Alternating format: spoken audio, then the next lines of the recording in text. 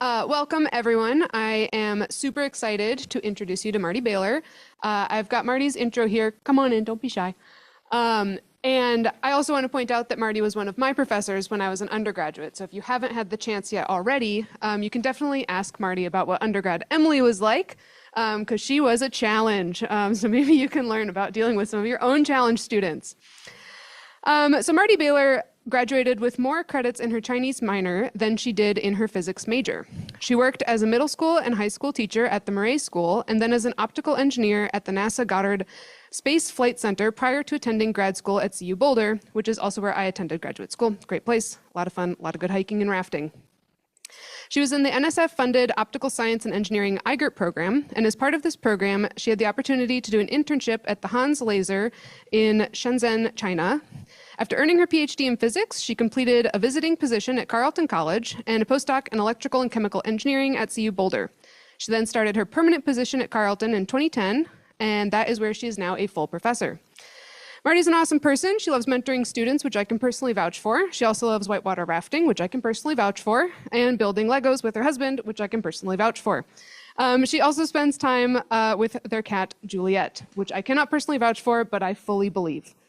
And so with that, I'm going to pass it over to Marty, and she'll be talking to us about how science is more than just problem solving. So, Marty, take it away.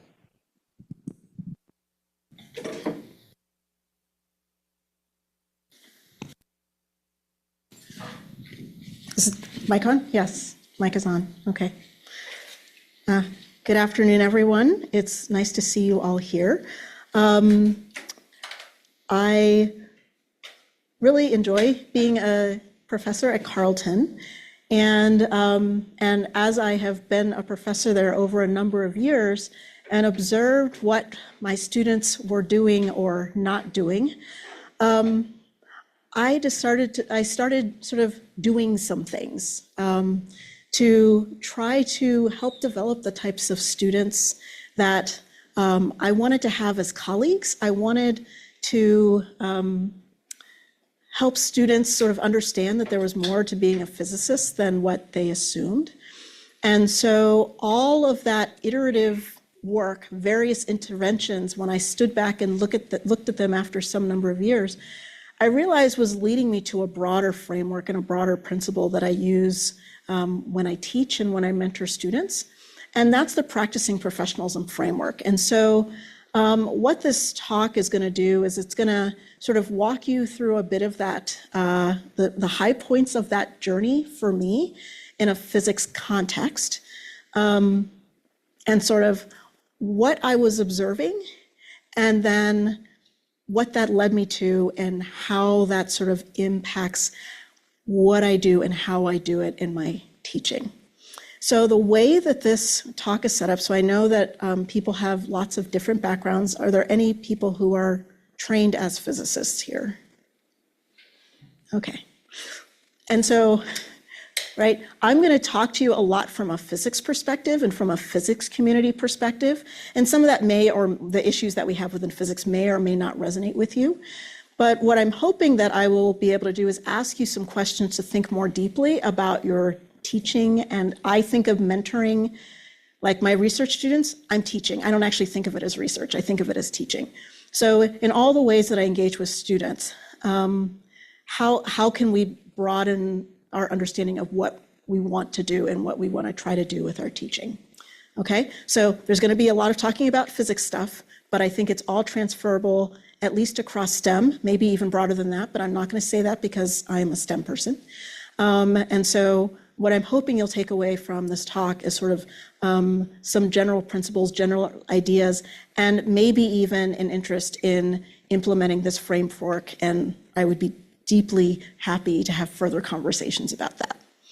So with that in mind, let's let my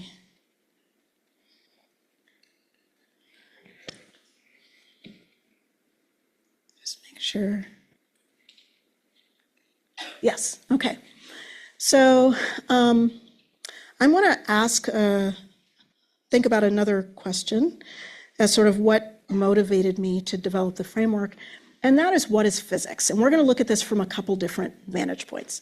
So if I go down the street and I ask people what is physics, I get statements like, physics is math, it's problem solving, it's word problems, it's hard, it's that thing that prevented me or my sister or so-and-so from becoming a doctor. All of these things which are very sad.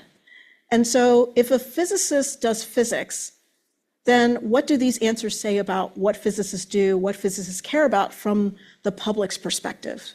And my students share these same sort of misunderstandings about physics. They don't really know what physics is. They just know it's this hard thing that really smart people do. And so to probe that, I ask them. So I do a reflection essay assignment that I will mention later on in the talk, and there's actually a QR code if you actually want to see all of those materials, you can grab those. So have your phone ready a bit later in the talk. But the first essay that they do is, what is physics, what's a physicist, and how do you know if you become one? And so when I ask them that, they say, well, it's a lone genius person who's brilliant. They have a knowledge, maybe they have skills, I don't know what they are. And they have a singular passion for solving physics problems. And the way that you know that you've become one is that you win some sort of award like the Nobel Prize. Okay? So these are students who are just starting their journey, where hopefully by the end of this academic year, this is being written at the beginning of the academic year, their sophomore year, they've just written themselves out of the identity that they're striving for.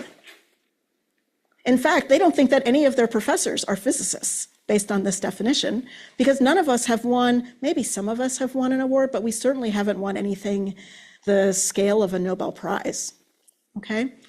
So that also creates a sense of imposter phenomenon, right? Where they feel like they have to earn, they have to feel like they have to prove that they belong in physics as they're going through their career. And anything that demonstrates that they're not up to the task, right? Like if I have to ask a question, or if I'm going to ask a question, I'm going to ask a super smart question, or I'm going to ask a question that humiliates other students, right?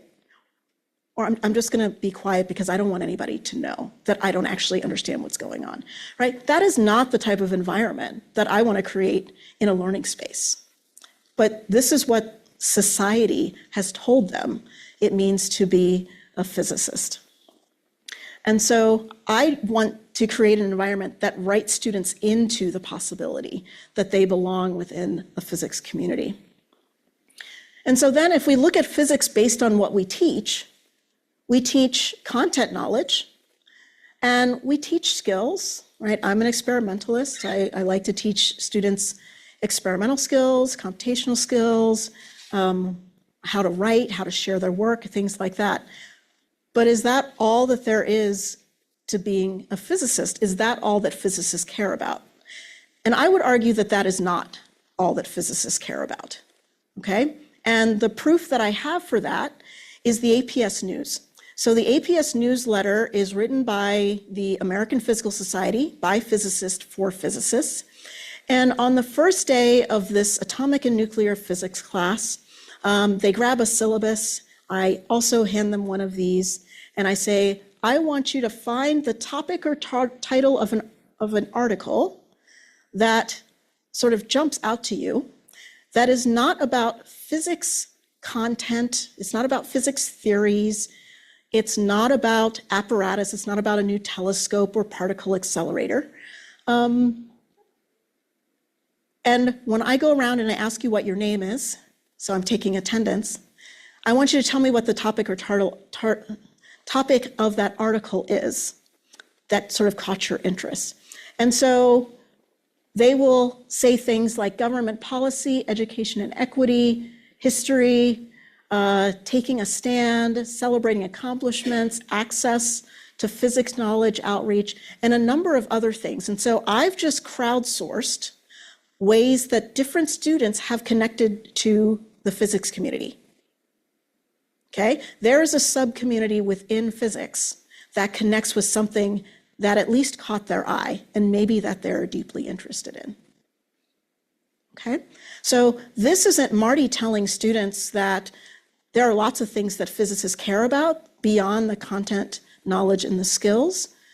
This is the broader physics community communicating to them that there are sub-communities of physicists. Not every physicist cares about all of these things, but there's a group of physicists somewhere that cares enough about it that the national/international community of physicists is putting this in their newsletter.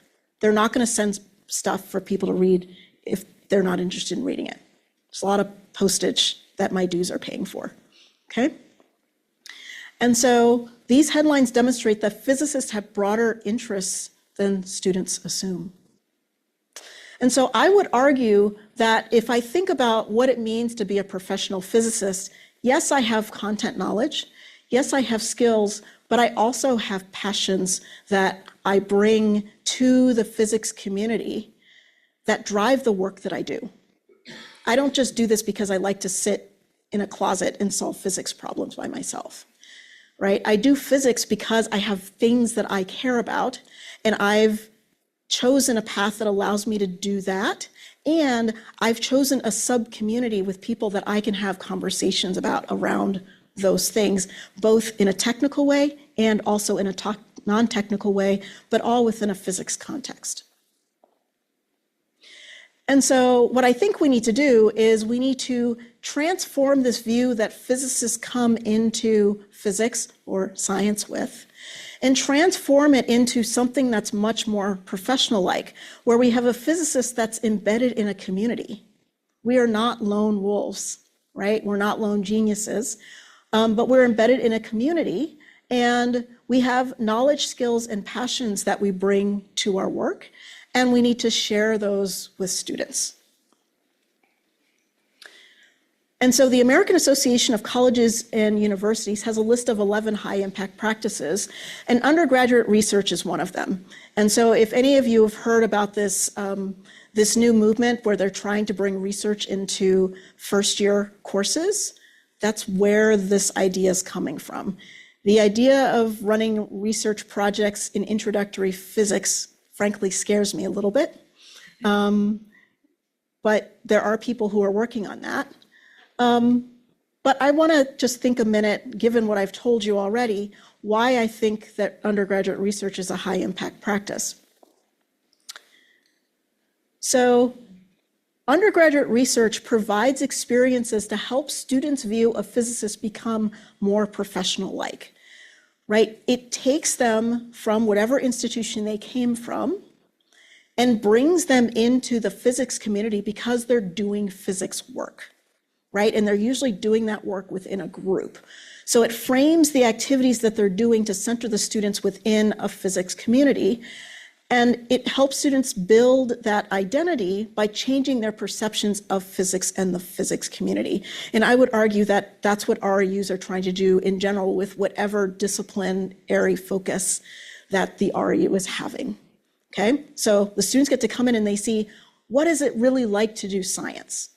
And by doing that, it changes their perception, right? So the students, when they're looking out into the broader community, they're looking through their perceptions. And so we need to change their perceptions so that they have a better understanding of what the different areas of science, and in this case, physicists, know, do, and care about.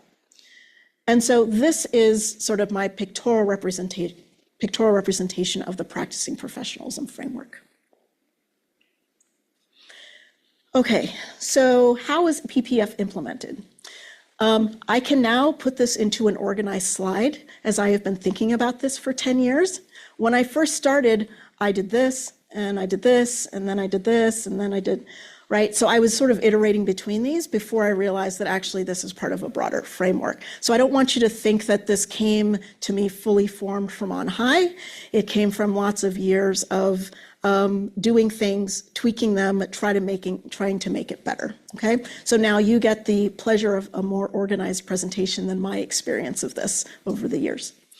So there's transparency in course design, there's promoting a professional-like approach and growth mindset, focusing on skills and exploring what physicists care about in some way. And so what we're going to do is we're going to go through each of these pieces in turn. And there will be a QR code for this coming up, again, if you are interested. I'm also happy to share slides if folks are interested. There's one other piece to this PPF, Practicing Professionalism Framework, and that is I try to do things in a way that are naturally and authentically motivated. And so that's part of the reason why I use APS News to motivate the things that physicists care about, because somehow if I say something, then the students simplify that and say, oh, Marty cares about this because she's a Black woman. And so therefore she's going to talk about DEI because she's a Black woman. I talk about things other than DEI, but basically they can dismiss what I'm talking about using some aspect of my identity, right? And I don't want them to do that. So if I can motivate it outside of me, then there's more buy-in to why they should value it. And then also, when I stop teaching the course where I developed this, and my white male colleague takes over teaching the course, he actually has a similar robust experience as I did, because it's not motivated from identity, it's motivated from the field. Okay, so we're going to start by talking about transparency in course design. So one of the things that I do, so here's an example of what I call a first day slide. And for all the courses I teach, whether they're introductory, intermediate, or advanced, I have a first day slide that outlines at a very high level, what's the content knowledge that we're going to be talking about in this course? What are the technical skills that we are going to develop in this course? And what is this aspect of things that physicists care about that we're going to talk about? Part of the reason that this came about is because I had senior physics majors coming to me saying things like, well, I've got a physics major, but I don't know how to do anything. How am I going to get a job? Right? And I'm like, okay, so you walk down the street, somebody asks what you do, you say, I'm a physics major, they're like, oh, you must be brilliant, right? And yet somehow they think that they don't know anything, right? What's going on there? And so what I came to understand is that even though I think I'm teaching courses and I'm developing skills, I'm not articulating that for students, and so they're not able to articulate that for themselves. They think the assignment that I'm doing is just because Marty likes to grade, and so therefore she likes to give me assignments so she can grade them because that makes her feel valued and needed. And that is absolutely not why I'm teaching. It's the worst part of my job. If I could just sit down and never give them a grade, I would absolutely love to do that. Okay, so trying to help students understand, I'm giving you this assignment and I'm giving it to you in this way because I'm trying to develop a particular skill. So being more articulate about what I'm doing and why I'm doing it. So in addition to just spelling out these things, I also tell them where in the class we are going specifically to be working on these things. So some things we're doing in class and lectures and exams, some things are part of homework here. There's a journal article assignment. And then this particular project is physics in the public sphere. And I picked this one in particular because it doesn't have a DEI focus. So everybody thinks that when I do this, oh, it has to be a DEI focus. It just has to be something that you care about. Actually, this is something the department cares about, and they've been doing this since well before I got to Carleton. In this project, students are in electricity magnetism. They choose some topic in electricity and magnetism that's related to a policy issue. So like the distribution of the electromagnetic spectrum. Did you know countries have different allocations for different reasons, and that there are disputes between countries about their allocation? Right? So that's the type of thing that students are sort of digging into with their little bit of electricity and magnetism that they have learned in this course. Okay? I would argue that it does have DEI implications to it, but you don't have to sort of at the front start out from that premise. You can just say how we talk about our physics work in a public context and motivate policy decisions is something that I think is important for physics students to be aware of. Okay, so to help me be transparent, I use what's called the TILT template. So TILT stands for Transparency in Learning and Teaching. And so it is a form that basically allows me to write out in a very detailed way what students are doing, why they are doing it, how they're going to do it, and how they're going to evaluate it. When I first started doing this, I gave the students the template, overwhelmed them. Okay, but this was an important exercise for me as the educator. And so I figured out ways to get students this type of information, but I don't actually give them this form. But this was a way that I could start thinking about what is it that I really want students to get out of this. So it really helps support students' metacognition and transferable skill building, particularly for students without STEM cultural capital to know. So students who come in from families that are very much like STEM-oriented families, they have professors, whatever, they talk to their parents and their parents are like, oh, you're doing this because of this or that or the other thing. But students who don't have that cultural capital, they don't really know how to translate what they're doing into the outside of the curricular environment. And so for you in your teaching context, how do you communicate to students the professional skills that you are helping them to develop? Do you even communicate that to them? Or do you just assume that by doing it, they will figure that out? Does the way that assignment or tasks are designed facilitate a professional-like approach? Does it seem that the way that you're doing it is completely arbitrary, or does it seem grounded in the types of things, the types of habits of mind that students will need to do when they go out and are professionals? And do students have multiple opportunities to practice a skill? Do they get to do that over and over? And we'll talk about grading in a minute, but is it done in a way where they can practice and grow without penalty? Because if you feel like you're going to be penalized, then you're going to be hesitant to really throw yourself out there, or you're going to be so focused on doing it right that you're going to miss the learning on the way. Okay, so now getting to promoting a professional-like approach and growth mindset using grading.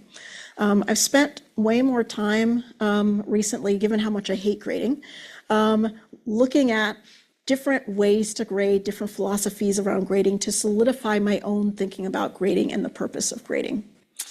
And so one of the things that I've developed is what I'm calling a professionalism grading scale. I actually stole this from one of my former students who was teaching at a private school where they were trying to communicate to parents and students at the school what their grades meant. And I read that and I'm like, actually, I think I can reframe this to help students understand what I'm trying to get at when I'm teaching them something. So let's pick something that I might ask a student to do. I might ask them to write a lab report. Number one, I stopped calling them lab reports because they think a lab report is for me, when really what I wanted them to do is to practice communicating the work that they've done to an external audience. And so now I call them journal articles, okay? And so I give them a prompt.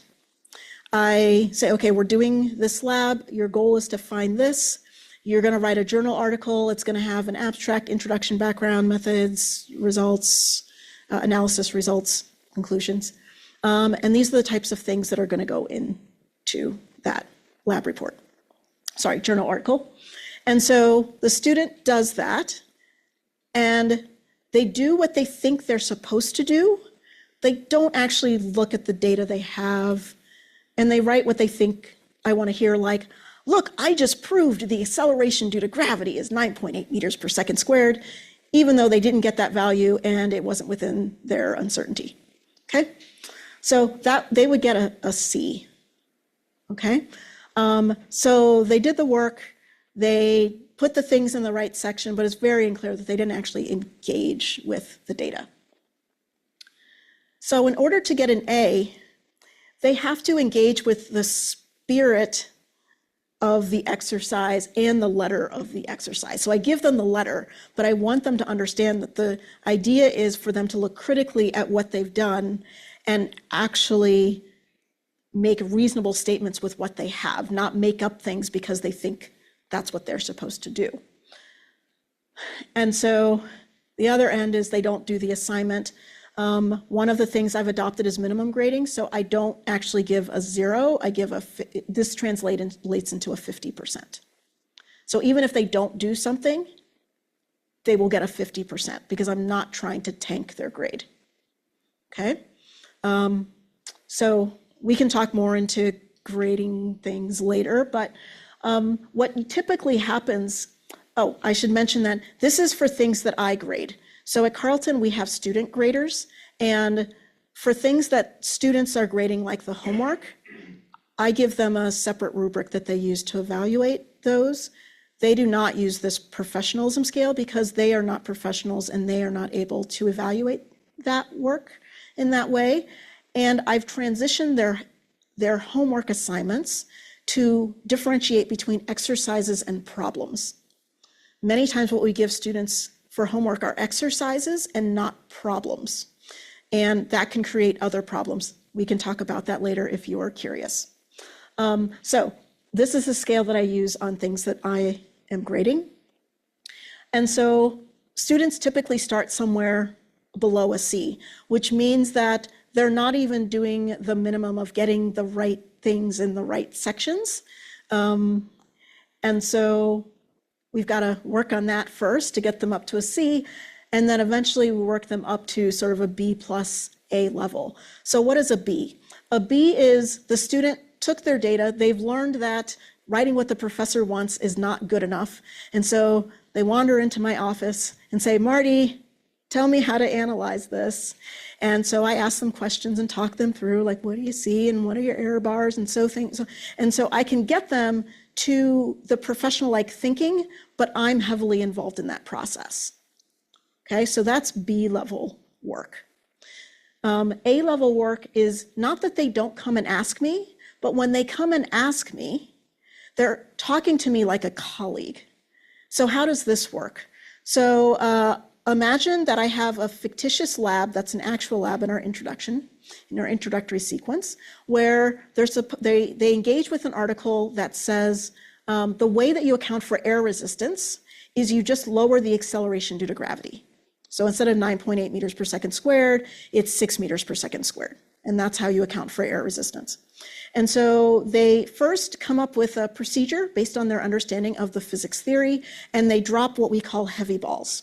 And they figure out, oh, if I plot this versus this as a straight line, the slope will give me the acceleration due to gravity. They try it out, they do it, and they get something that's a straight line, and they get something that's a reasonable acceleration due to gravity, assuming that they've done a reasonable job with taking their data and being careful. Okay? Then they start dropping cotton balls.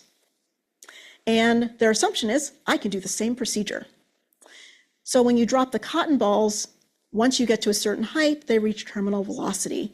And so the graph that they get, instead of being straight, it turns over, it levels off, right? And because it levels off, they end up with a lower slope. And some students will say, yep, those scientists are right. You get a lower line, and so therefore that's the way that you get a lower acceleration due to gravity. And that's the C-level work that I'm talking about. But I'll occasionally have a student who comes to me and says, so Marty, I see that when we did this with the heavy ball, we fit a straight line. But now that I'm looking at the cotton ball data, it doesn't look like that's actually the right thing to fit. It looks like the data is like bending, but I don't know, I don't have the machinery in order to do that. How do I take that into account? Now the student's talking to me like a colleague, and that's the conversation that I want to have with them. That is the A-level work. So it's not that they're not asking me questions. I still want them to ask me questions. I just want them to come with different types of questions that are exploring the science and ways of thinking and habits of mind that I'm actually trying to get across in the work that I'm having students do. Okay, so how does this grading system work with inclusion? So it changes my relationship from being a professor to a coach that is helping them meet a standard that they want to reach. The number of students who come out They're seniors, they're about to go into the world, and they're like, Marty, I got A's in my physics classes, but I don't know if I'm good enough in the real world, because I made you happy in this class, and I made Melissa happy in this class, and I made Jay happy in this class. But I don't know, are your A's the same? Like, what do they mean? Well, now they know what my A means. My A means that you are demonstrating a professional-like approach, and you can do that without help from me. You're demonstrating the habits of mind that you will need in the real world. So students don't ask me that in my classes anymore. And that's exactly what I want. And so this grading scheme has them come to me saying, Marty, how do I think like a scientist? Can you help me learn how to think like a scientist? And so because their initial grades, they get a grade, but it actually has a weight of 0. In other words, they get to practice, they get feedback, they see where they are on the scale, and they know they can come back to me and they can try again and they can do better, and they can do better. And then finally, towards the end, at some point, it counts, but after they've had some practice. So it encourages resilience because failure is not the end. It used to be the case that students, when I introduced this grading scale, and before I knew that I could not weight them anything, it used to be the case that students would come in, they'd get a 48% on their first journal article. In tears, I thought I was going to be a physics major, but they'd never gotten a grade that low. They disappointed me. I'm showing them that they're not good enough to be a physicist. And I'm like, wait. That's not what this is about. This is about you doing a new thing and not knowing how to do it. Let's see where your baseline is. Let's have a conversation about how you can improve. So when I first started implementing this, I used to have to curve my end of course grades a lot. And now that I've realized, oh, I can weight earlier things when they're practicing 0, I have that freedom as a professor, it means I don't have to do that anymore. And so their grade is the representation of their best demonstration of the skills that I'm trying to develop. And so it supports a growth mindset, right? The emphasis is on personal growth, and it leads to better study habits and work habits. And I point students to Sandra McGuire, who's a professor at Louisiana State, who has a great book on metacognitive approaches to learning. And I can share these with the students so that they actually learn how to be better, techniques to be better students and more efficient students. And so this focus on growth helps students know that I value them and invested in their success. So how many of you have heard that when you focus on DEI, it means you lower standards and there's less rigor in order to make all students feel included? I've heard that. Okay? We've actually made this course more rigorous, and our enrollments keep going up. Right? We're grading them harder than we were grading them before, and they like it because it makes them feel capable. So here's an email I got from a student, unprompted. I wanted to thank you for a challenging but incredibly rewarding term. I was pushed further in your class than I've been in any other, and though I initially felt as though I wouldn't be able to make it through, I have grown so much. I am planning on declaring a physics as my major, as challenging as this term was. I really enjoyed myself in lab and feel much more self-assured in my physics ability now. This student came in very timid, who didn't want to talk, who didn't want to show that they didn't know. And by the interactions that we had in this class in improving her writing, she's like, wait, I can do this. I'm smart and you believe in me and you're going to help me do this. And again, this is in the fall. She's now projecting into the spring. She can see herself as a physicist. And so what are you trying to communicate with your grades and your feedback? Whether you give grades or not, I'm guessing you give students feedback. What are you communicating to them, and how can you encourage them in their growth as a person and a professional in the field with the feedback that you're giving students?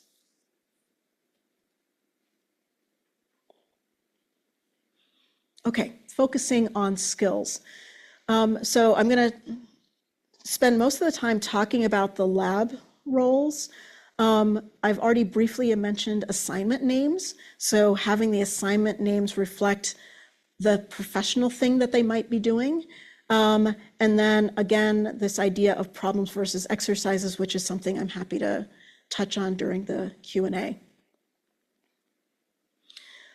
Okay, so one of the things that I really, really got frustrated with, and actually was the thing that started all of this, was in this lab, so this is atomic and nuclear physics lab, the students would be put in groups, and then they would or other people in the group would assign roles in order to get out of lab as quickly as possible. So their focus was on efficiency, and because of their focus on efficiency, biases came in. So you're the woman, you have good handwriting, you should take the notes.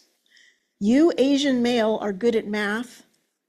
Sometimes it just be Asian student. You're good at math, so you should do the propagation of uncertainty. And I, white male, I tinker with things with my dad, and so therefore I'm going to work with the apparatus. And if it was possible to have any type of that type of conversation in the group, it happened, and that's how the work got split. I could be on the other side of the room and I would hear these conversations and my heart would break. And I didn't know, I was young and I didn't know how to intervene in that process. But I could see over and over again their desire to get out of lab as quickly as possible. And that's fair, it's a 4-hour lab. Who wouldn't want to get out a little bit early? And in fact, at Carleton, Emily can tell you the labs went way over the 4 hours.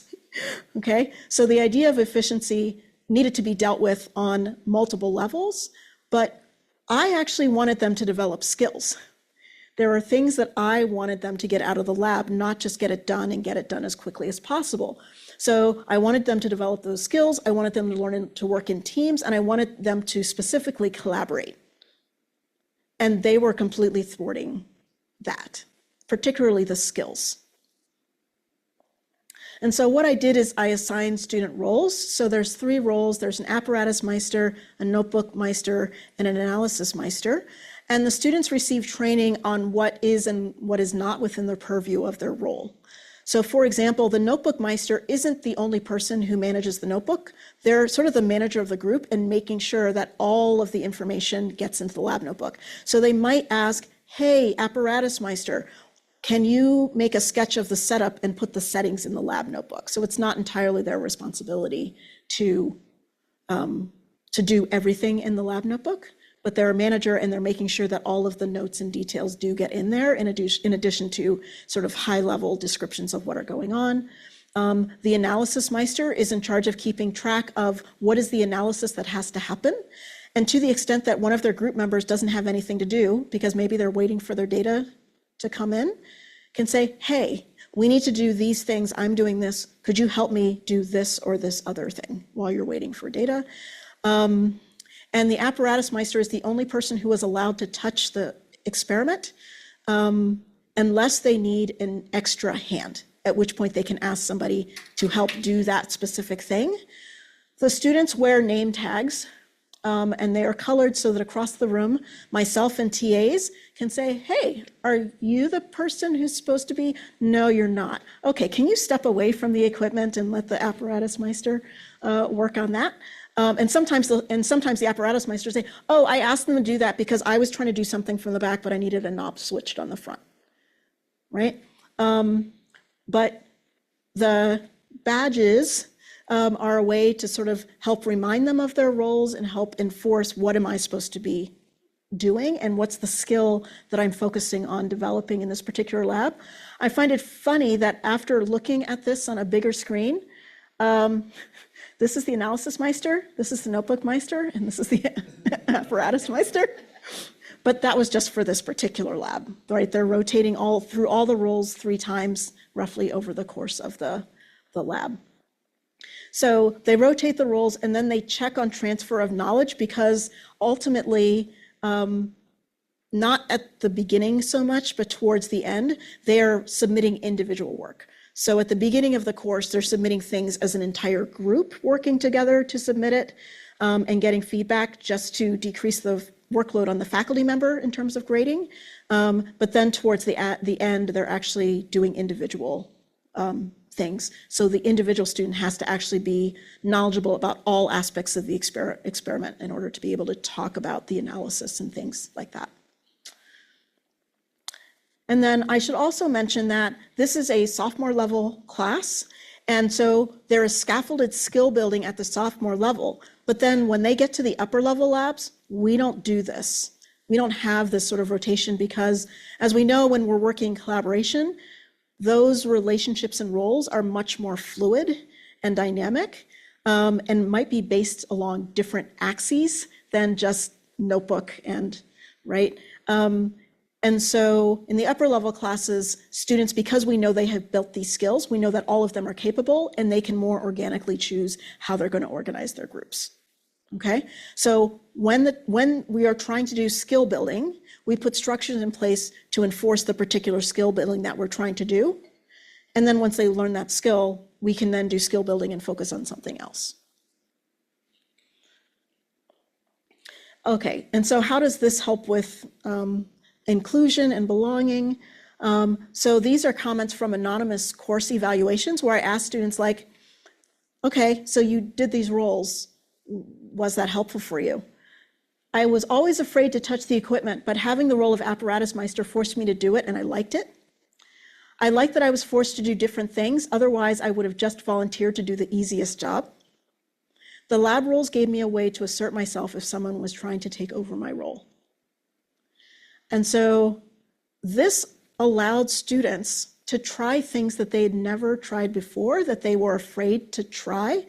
And as a result, we actually have more female students choosing to do more experimental work than before we did this.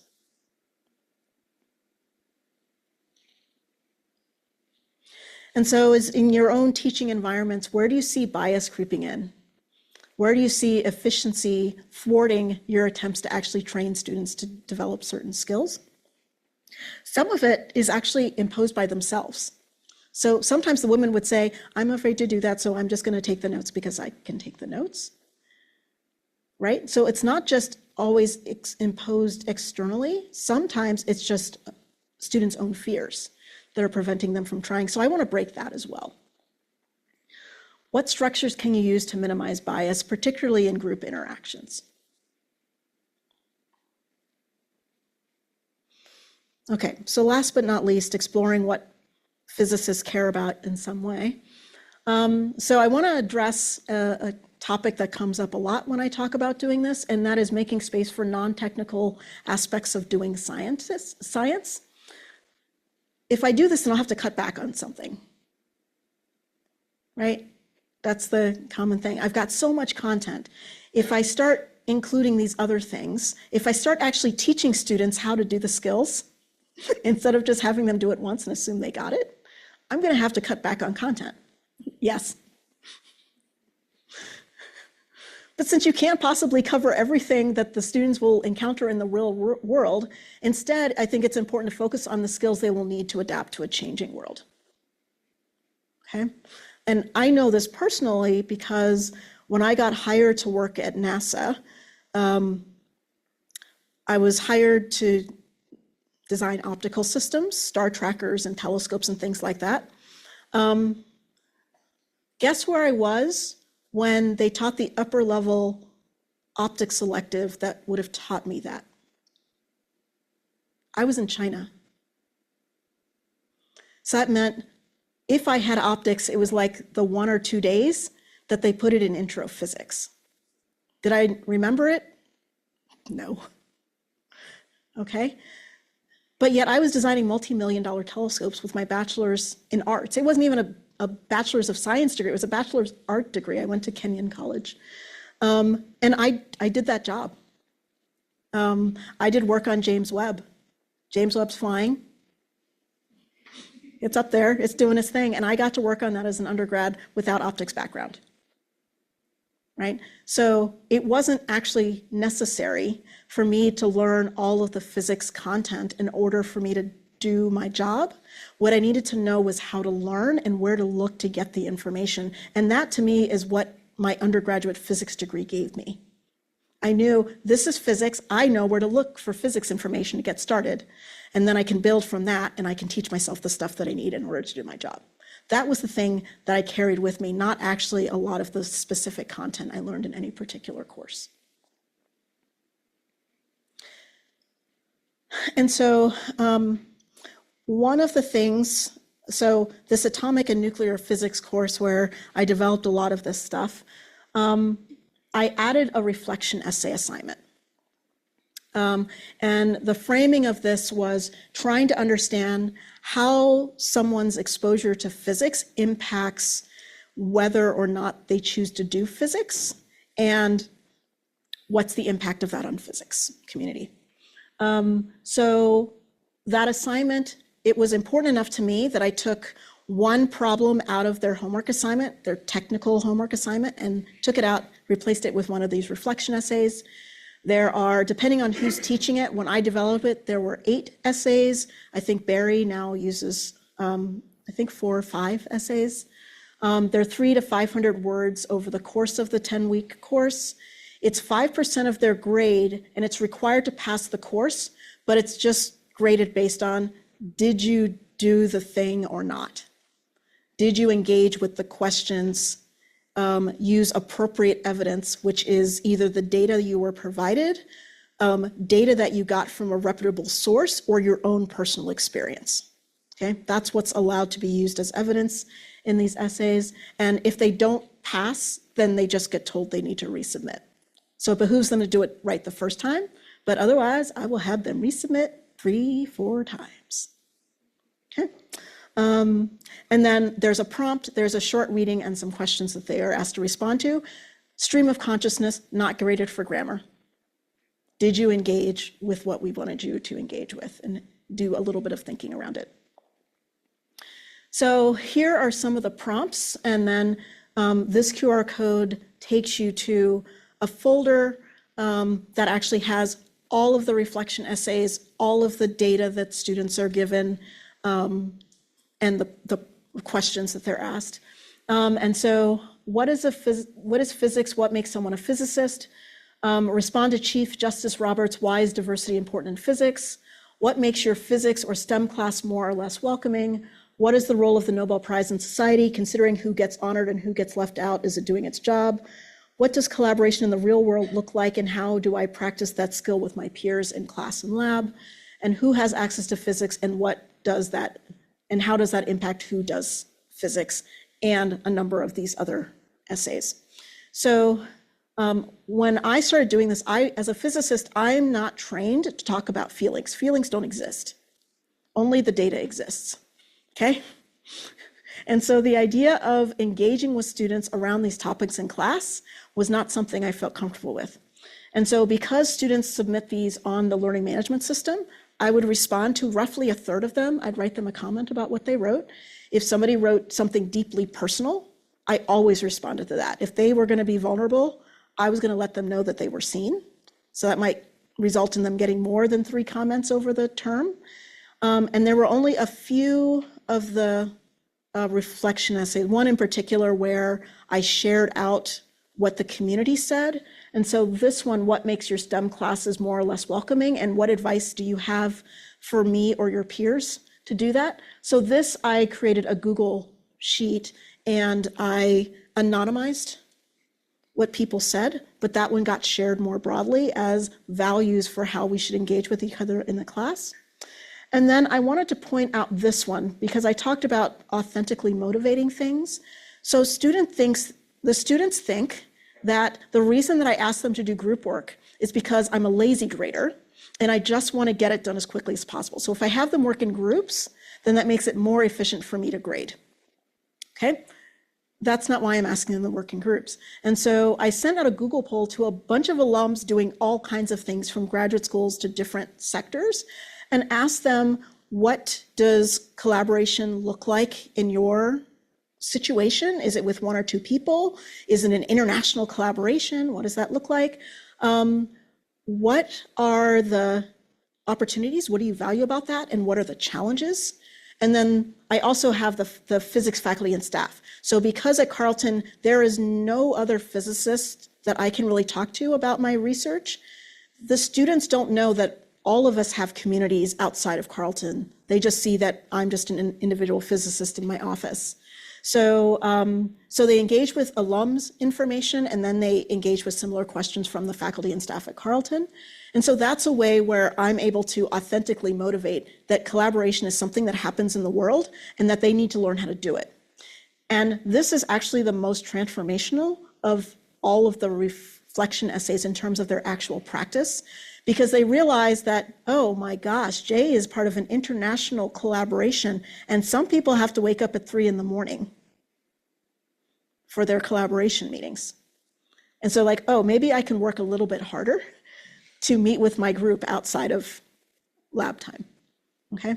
So that's where this, how does it change how I practice in my class? That's the one that's the most boots on the ground. Whereas watching the transition of students thinking on this at the beginning and at the very end is what seems to transform their sense of belonging. And so here are a couple quotes from this the last reflection essay that asks them to think back on their very first essay, and then which of the other intermediate essays was the most impactful and why.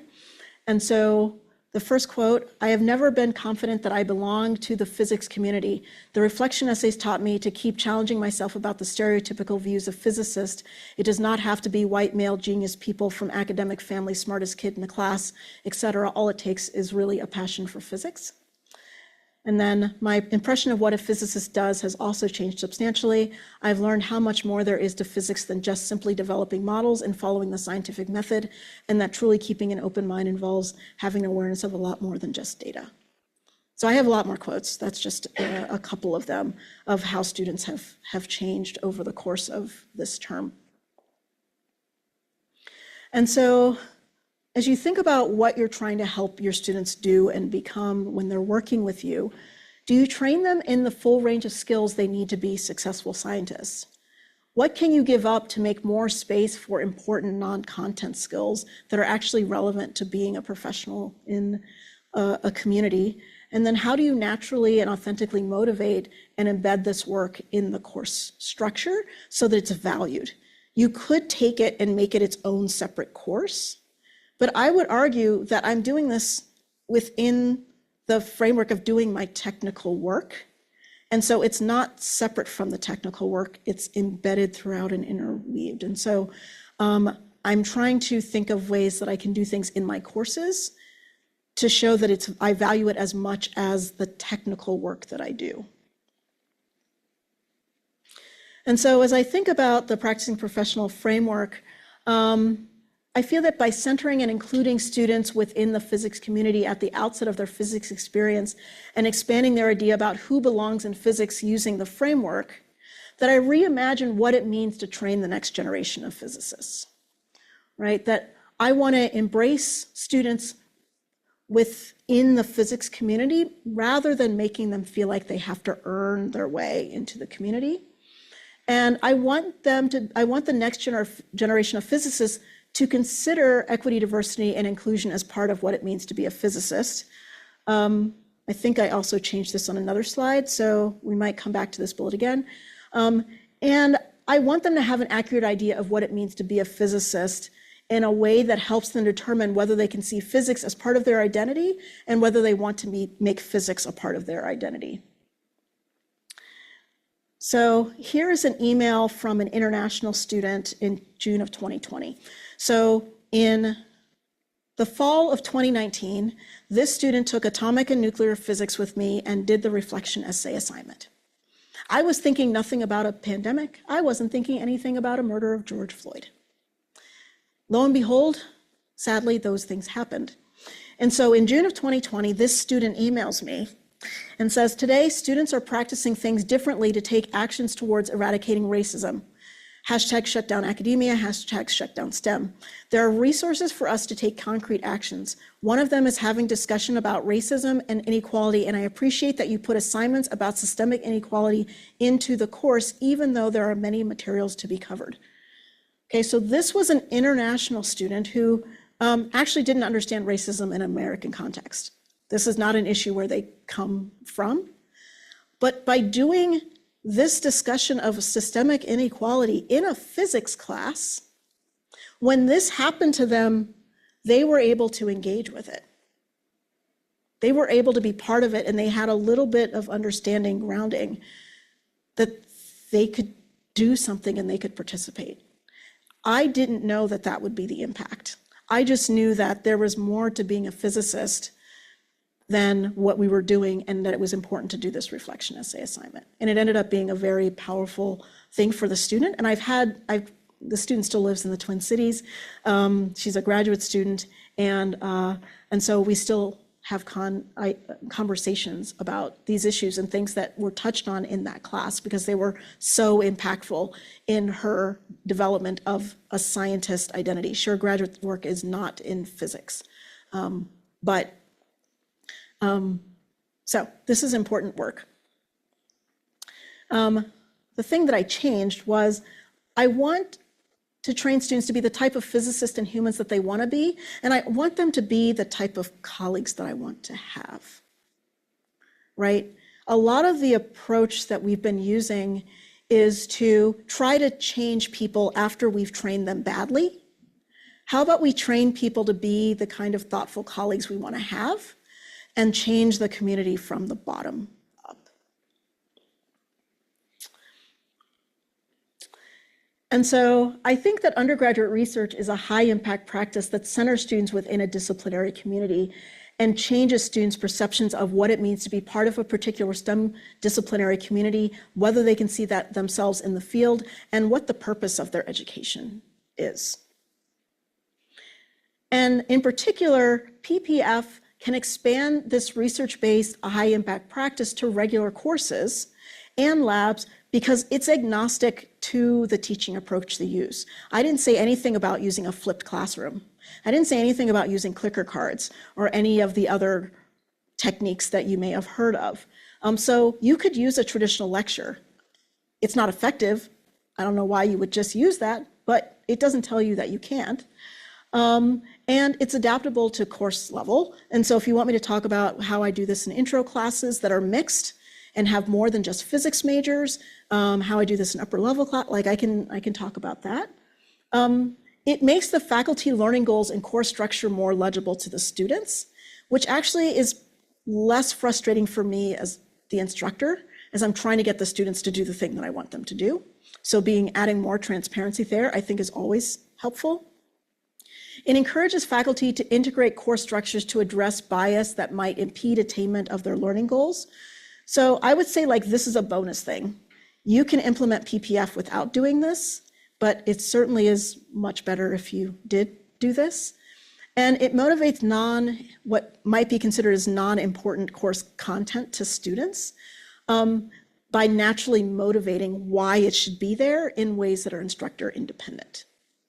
So I really should put quotes because I do think that it's really important content that really, it's like non-content work, but it's really in part of what we do as a professional. So I would say that it is part of the content that we should be teaching in courses. And so I want to thank you for your attention and entertain any questions.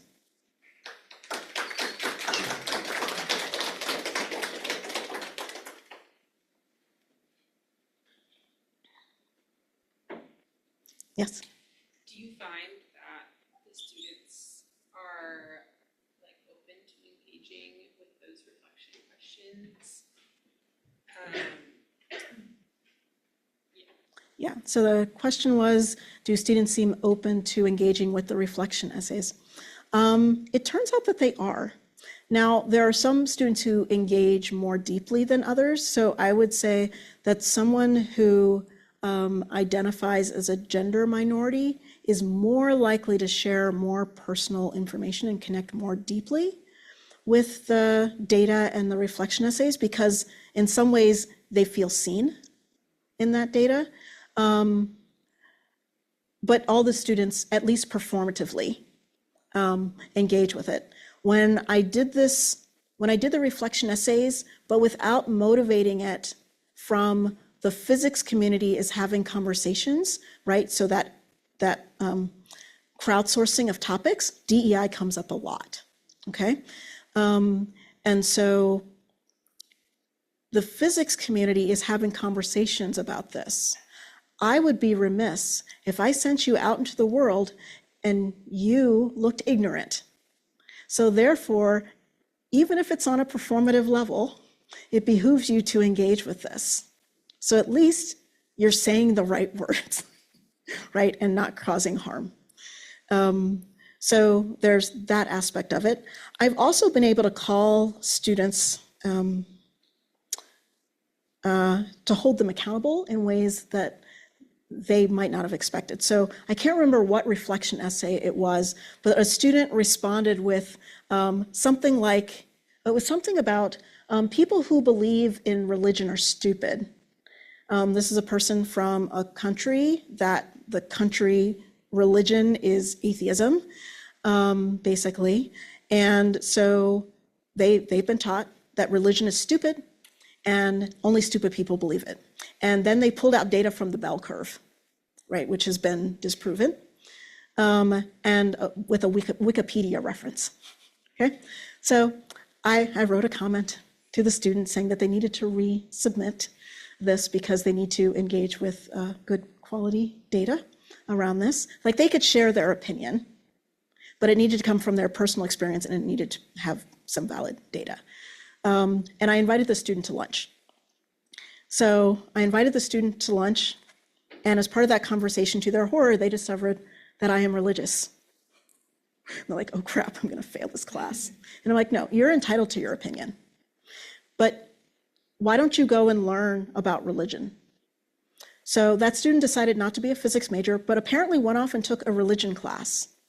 And 2 years later, so now a senior, said, Marty, can we have lunch? We had lunch, thank you. I still have my same belief about religion, but I understand that religion, like, there's lots of reasons why people are religious, and it's not because they're necessarily, like, maybe some people are, but I can see that you can be educated and religious. So thank you for that. And I now understand, like, I think they took a survey of different religions and things like that. So I also see students who don't want to engage, who are resistant, that it actually provides an opportunity for me to have a conversation with them that could be transformational in ways that I didn't expect and that they didn't expect. Yeah, did you find out when they were doing their essays, what is that, more of a response, immediate response, or did they dig into stuff, or like dig into kind of like a physics problem, looking into research or trying to examine it before giving a reaction? Yeah, most students just looked at the data I gave them. They're still trying to get it done. Classes at Carleton are pretty intense. And so very few of them went much further than the data that I gave them. Yeah, so I would give them some data to engage with, and so they wouldn't push beyond that when they wrote their essays. You, and then you. Have you seen other, other disciplines at Carleton starting to apply this in theirs beyond physics? So at Carleton, very much emphasize instructor independence. Every faculty member is in charge of their fiefdom, and there's not really much of anything to tell them what to do or how to do it, as long as the students give them positive evaluations towards tenure. That said, so colleagues who have taught courses that I have taught where I have done this have chosen to keep it. They like it. And some of them imply it in courses that they've created that I haven't. But not all of my colleagues do this. My colleagues are deeply invested in pedagogy, and many of them do things that would fall into this framework. They just wouldn't call it that. I've had colleagues in other departments, so chemistry in particular, have picked it up and they said, Marty, I implemented it 2 days before the course was going to start, and it was wonderful, and it went the way that I wanted it to. And a big piece of that was motivating what they wanted to do from the chemistry field, rather than just saying, we're going to do this because I like to do it. And I'm not saying you shouldn't do things because Marty wants to talk about it, but that's not the only reason that we're doing it, that it's actually preparing you for something bigger. I have some colleagues at the University of Washington that are trying to help me think through. So the biggest question that people have about PPF is, how do I translate like this thing that you do with the reflection essays and with crowdsourcing? I teach 300 students. I can't have each of them introduce. Like, how do I implement this in that context? And I say, at Carleton, the max course I have is 48. I don't know how to translate something into your context. So I have a suite of about 6 faculty across different STEM departments, all teaching large introductory courses that are trying to do the iteration that I can't do at Carleton to figure out PPF in their context. So there are people who are trying to do it, and I've now started doing workshops to help people do that. I thought your zero-weight grading was really intriguing idea. Is that, I assume that's like maybe your first 2-year undergrad level. Can you talk more about how you implement it? Is it student by student that you decide that there's some weighting on that exercise, or is it kind of see the class get a point where, So what happens with the grading is that when, so students write sections of journal articles for the first couple of weeks. They write an abstract, introduction and background, abstract methods, abstract results, conclusion. And they get a grade and they get detailed feedback as a group. So they submit one as a group and they get a grade on that. After that, they do another lab, but they don't actually, they turn in a lab notebook, but they don't actually write anything on that lab. They have to write a complete journal article using one of the things that they've gotten feedback on already and individually turn that into a full journal article.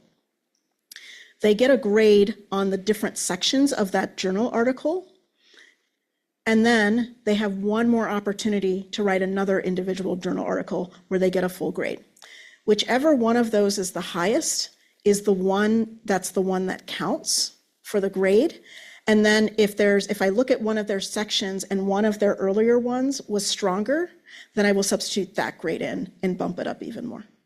Does that answer the question? the goal there is just you're trying to bring the skills and confidence Yeah, without your grades. that's right.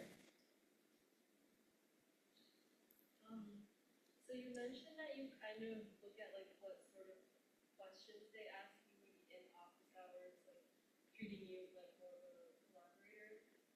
So is that also kind of framed as professionalism way? Like you don't call it class participation, but you call it like maybe collaboration. Like how do you sort of frame that to make it one that office hour participation is also part of your grade?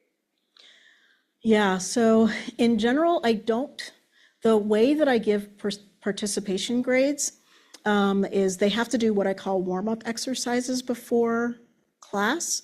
And those are graded based on, did you try to do the thing? It's not whether it's right or wrong, it's just whether you tried to do it. And they only get graded for a true false question that said, I answered these questions by myself. Okay, so I don't want to have to evaluate on a case-by-case basis whether or not a student came to my office or they raised their hand in class. Like that's just too much for me to manage. So I always link participation to something that they do to prepare to participate. In terms of office hours, I tend not to have office hours in my office. I tend to go to an atrium or a lab, something that's open, that's their space. So that they don't have to feel like they are coming into my space. There are some students who don't want to be in a public space, and so I have some set of office hours that are like, okay, I will be in my office on this day, or you can make an appointment. And for those, I want them to have conversations with me like a colleague, but if they're just coming because they need help with homework problem number 2, then I have techniques of, I'm not going to give you the answer. I'm going to ask you questions until you learn how to ask those questions of yourself to get yourself unstuck. Because that's really what I want them to be able to do, to not rely on somebody else to ask them the questions, because I just ask them the same questions every single time, and I send them to the board, and they get themselves unstuck. And that's what I feel like my role is as a teacher. Sometimes they will come like, okay, I've come and I've done it this way or whatever, and I can have different conversations with those students, and we can talk about, well, what if you include this or whatever? That's a different type of conversation and different type of training.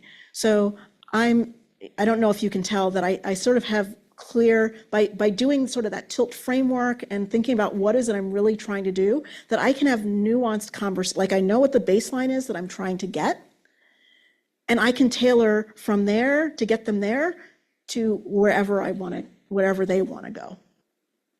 And so I really do have this sort of nuanced approach where they might be coming in for something that is really a student-like approach to something, and that's okay, because I'm going to work with them, but I'm not going to grade them on that. I just want them to come in my office, because as Emily can tell you, I'm apparently intimidating. I am a little intense. But I have the coolest office. There's Lego everywhere. Are there other questions?